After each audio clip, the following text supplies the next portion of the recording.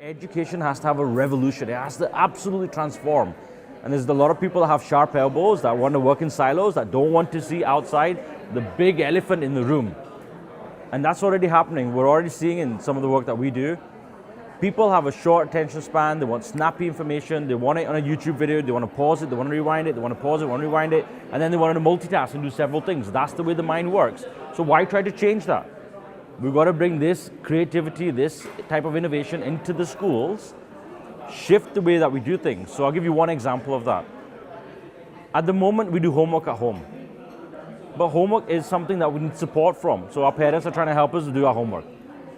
In the school, we sit there and we listen to the teacher. And I get it, but somebody else doesn't get it. But I can't pause it and rewind it. And I can't listen to it again, then Google it. I have to just sit there for hours and hours and hours and listen. So imagine this, inside out.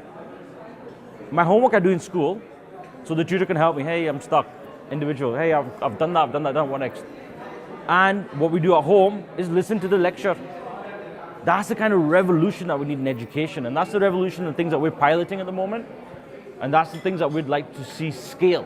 Because they're very, very scalable solutions. They don't have a huge cost. We already have the infrastructures in place. It's just a different perspective on how we leverage these infrastructures. Another example. In school, we don't have enough practical things. A lot of it's theory. You're listening, theory, and then you go to the workplace and you learn and re-engineer your brain.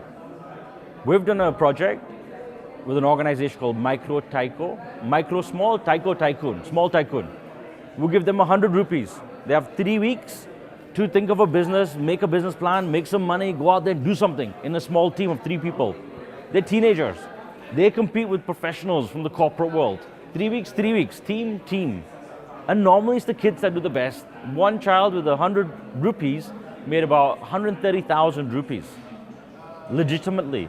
So they're doing maths, they're doing marketing, they're doing interpersonal skills, they're working in a team. They're practicing all these things that we're trying to teach them. See, kids, we've got to invest more in kids and have more trust in them. You know, Ken Robinson says, schools kill creativity. That's because we want to kill their bloody creativity. So what I'm saying now is that this creativity is going to come out whether we want it or not. Before we managed to control it, now we can't. Internet transparency, governance is all out there now. So let's work with what we have. India has a huge opportunity, very youthful population. A lot of them do have access to internet. It might be poor internet, it might be just an analog phone. But even from something as simple as that, we can communicate with them. And they're self-learning.